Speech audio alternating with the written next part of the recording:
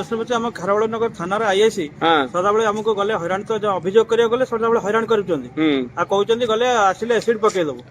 ଆଉ ସିଏ ସବୁବେଳେ ଆମେ ଯେତିକି କନଫର୍ମ ହେଲୁ ଯେ କି ରଶ୍ମିରଞ୍ଜନ ସାହୁ ଠାରୁ ପଇସା ପତ୍ର ନେଇକି ଆମକୁ କହୁଛନ୍ତି ଏଠିକି ବିଲକୁଲ ଆସ ନାହିଁ ଆଉ ମଣ୍ଡପ ଯେମିତି ଚାଲୁଛି ଚାଲିବ ସ୍କୁଲ ବରଂ ବନ୍ଦ କରିଦେବୁ ସ୍କୁଲ ଚଲେଇ ପାରିବ ନାହିଁ କିନ୍ତୁ ମଣ୍ଡପଟି ଚାଲିବ ଏକଥା କହିଲେ ଆମେ ଯଦି ଅଭିଯୋଗ କରୁଛୁ କହୁଛୁ ଆମ ଉପରେ ଏସିଡ୍ ପକେଇଦେବେ।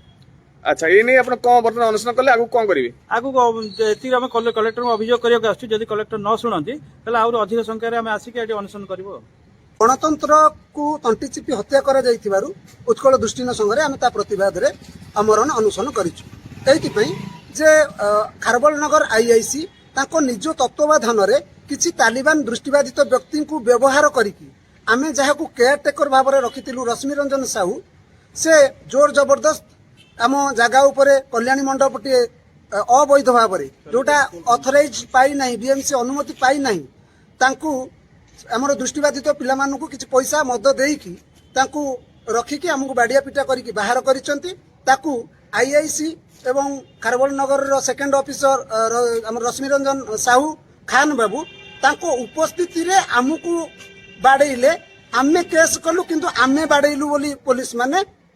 ସଫେଇ ଦେଇଛନ୍ତି ବା କଲେକ୍ଟରଙ୍କୁ ଦେଇଛନ୍ତି। ତେଣୁ ଆମେ କହିବା କଥା ଯେ କଲେକ୍ଟର ଯେହେତୁ ଆମ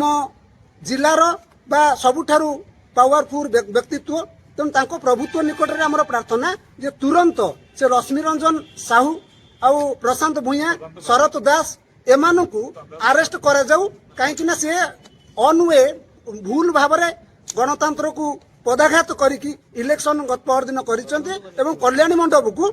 ସହାୟକ ହେବାରେ ସହାୟକ ହେଉଛନ୍ତି। ଏଇଥିପାଇଁ ଯେହେତୁ ସରକାର ମନା କଲେ ଯେ ଏଠି କଲ୍ୟାଣୀ ମଣ୍ଡପ ଚାଲିଲେ ଆମେ ପଇସା ଦେବୁ ନାହିଁ ଏଇ କଲେକ୍ଟର ଡିଏସ୍ଏସ୍ଓ ତେଣୁ ଏ କଲେକ୍ଟରରୁ ପ୍ଲସ୍ ଏସ୍ଏସ୍ପିଡିରୁ ଚିଠି ଗଲା ଏଠି କଲ୍ୟାଣୀ ମଣ୍ଡପ ବନ୍ଦ କର କିନ୍ତୁ ସେ ଟୁକୁଲି ସାହୁ ବା ରଶ୍ମିରଞ୍ଜନ ସାହୁ ଯିଏ ଆମର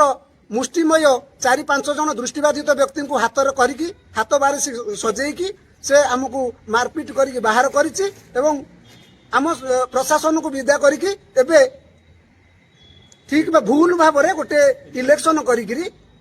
ଏ ସଂଘଟାକୁ ନେଇଯିବା ପାଇଁ ବସିଛି ଏବଂ କଲ୍ୟାଣୀ ମଣ୍ଡପ ଚାଲୁ କରିବା ପାଇଁ ଚାହୁଁଛି। ଯେହେତୁ ଆମର ସେଠି ଗୋଟେ ସ୍କୁଲ ଅଛି ଟ୍ରେନିଂ ସେଣ୍ଟର ଅଛି ତେଣୁ ସ୍କୁଲ ଟ୍ରେନିଂ ସେଣ୍ଟର ଆଗେ 2 ମାସ ହେଲା ବନ୍ଦ ହେଲାଣି ସେ ଛୋଟ ଛୁଆଙ୍କର ଭବିଷ୍ୟତ କଣ ହବ?